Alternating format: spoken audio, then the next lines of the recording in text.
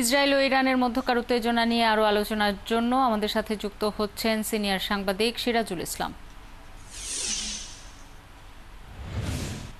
স্বাগত জানাচ্ছি আপনাকে সংবাদ সংযোগে। আজকের যে পরিস্থিতি দেখা যাচ্ছে, গতকাল থেকে হামলার মাত্রা বেড়ে যাওয়া, নেতানিয়াহুর দেশত্যাগ এবং এছাড়াও যুক্তরাষ্ট্রের যুদ্ধজাহাজ পাঠানো, পরিস্থিতিটা কোন দিকে গড়াচ্ছে আপনার কি মনে হয়? আপনাকে ধন্যবাদ একাত্তর টেলিভিশনের সমস্ত দর্শক শ্রোতাকে। পরিস্থিতি আপাতত যা মনে হচ্ছে তাতে আরো যুদ্ধ সংঘাত বাড়তে পারে। ইরানের পক্ষ থেকে ইসরায়েলে যেহেতু হামলা চালানো হয়েছে এবং ইরানের পক্ষ থেকে পরিষ্কার করে বলা হয়েছে যে তাদের যতক্ষণ প্রয়োজন ততক্ষণ তারা ইসরায়েলে হামলা চালাবে। এই হামলাটা ইরান কখন চালাচ্ছে? ইসরায়েল যখন ইরানের উপরে প্রচন্ডভাবে আক্রমণ করেছে এবং ইরানের বহু সংখ্যক সেনা কর্মকর্তা এবং পরমাণু বিজ্ঞানীকে হত্যা করেছে। শুধু তাই নয়, নারী শিশু সহ সাধারণ মানুষদেরকে হত্যা করেছে এবং দেশের ভিতরে ব্যাপকভাবে ধ্বংসযজ্ঞ চালিয়েছে। তখন কিন্তু ইরান পাল্টা ঘুরে দাঁড়িয়েছে এবং ইসরায়েলের বিরুদ্ধে হামলা চালাচ্ছে। সেক্ষেত্রে ইরান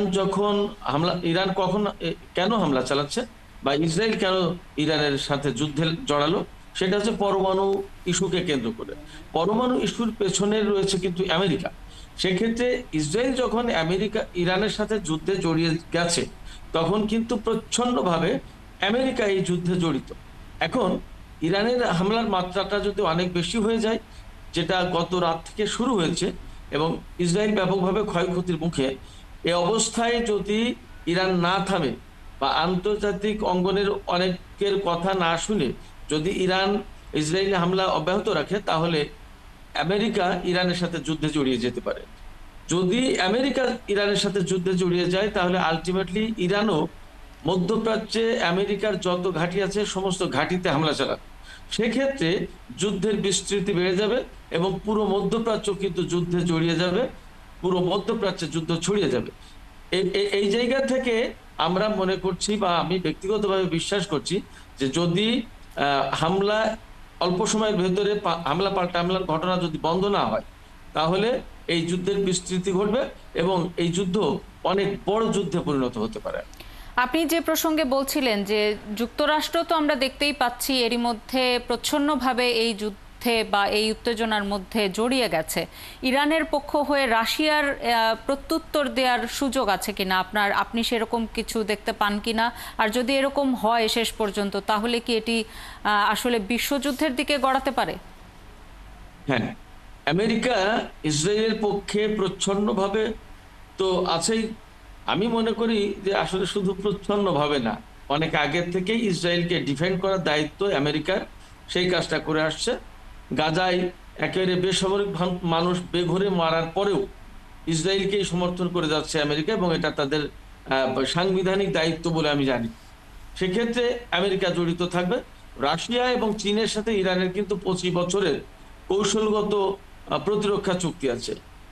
কৌশলগত প্রতিরক্ষা চুক্তির আওতায় যদি ইরান রাশিয়া বা চীনের সহযোগিতা চায়, তাহলে সম্ভবত তারা সেই সহযোগিতা দিতে বাধ্য চুক্তি অনুযায়ী।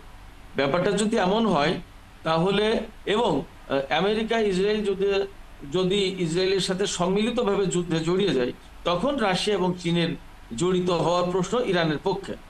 সেই রকম একটা সম্ভাবনা তো আছেই। পাশাপাশি একটা বিষয় খেয়াল রাখা দরকার, রাশিয়া ইউক্রেন যুদ্ধের সময় ইরান কিন্তু রাশিয়াকে প্রচন্ডভাবে সহযোগিতা করেছে, অস্ত্র দিয়ে, বিভিন্ন রকমের সামরিক সহায়তা দিয়ে। তাতে রাশিয়ার সাথে ইরানের সামরিক বা অন্যান্য সহযোগিতামূলক চুক্তি বা সহযোগিতামূলক সম্পর্ক কিন্তু অত্যন্ত ঘনিষ্ঠ। সেই জায়গা থেকে যদি আমেরিকা ইরানের বিরুদ্ধে যুদ্ধে জড়িয়ে যায় এবং ইসরায়েল আমেরিকা যদি একসাথে ইরানের বিরুদ্ধে যুদ্ধ শুরু করে, তখন রাশিয়া চীন এরকম কোন কোন মিত্র দেশের ইরানের পাশে এসে দাঁড়ানোর হয়তো একটা প্রশ্ন আসবে। এই এই উত্তেজনা নিয়ে যেই সময়টাতে যেহেতু কথা হচ্ছে মধ্যপ্রাচ্যকে নিয়ে, সেখানকার অস্থিরতা নিয়ে, সেই ক্ষেত্রে স্বাভাবিকভাবেই প্রশ্ন আসে মধ্যপ্রাচ্যের অন্য দেশগুলোর ভূমিকা ক্ষেত্রে কি হবে? মধ্যপ্রাচ্যের অন্য দেশগুলোর ভূমিকা যা আছে তাই থাকবে, সেটা এরকম যে সাধারণভাবে আমরা দেখতে পাচ্ছি মধ্যপ্রাচ্যের বেশ কিছু দেশ একেবারেই ইরানের বিপরীতে অবস্থান নিয়ে আছে, যেমন জর্ডান একেবারেই সরাসরি ইরানের বিপরীতে অবস্থান নিয়ে আছে। জর্ডান হচ্ছে একেবারে ইসরায়েল সীমান্ত। সৌদি আরব, সংযুক্ত আরব আমিরাত, এই দুটো দেশ খুব টেকনিক্যাল অবস্থান নিয়েছে ইরানের সাথে সম্পর্ক রাখছে উপর উপর, কিন্তু বেসিক্যালি তাদের দরদটা ইসরায়েলের প্রতি বেশি।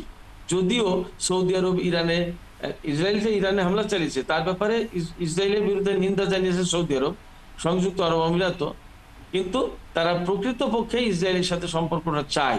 আচ্ছা, এবার যে কাতার ইরানের সাথে যথেষ্ট ভালো সম্পর্ক রাখে, কাতারের বিরুদ্ধে যখন সংযুক্ত আরব আমিরাত, সৌদি আরব, মিশর এবং বাহরাইন নিষেধাজ্ঞা দিয়েছিল, কাতারের পাশে দাঁড়িয়েছিল ইরান।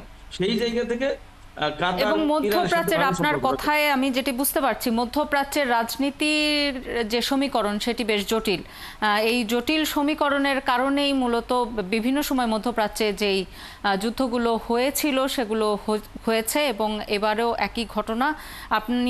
আপনাকে অসংখ্য ধন্যবাদ আমাদের সাথে যুক্ত হবার জন্য। কিছু গুরুত্বপূর্ণ বিষয় আপনি তুললেন।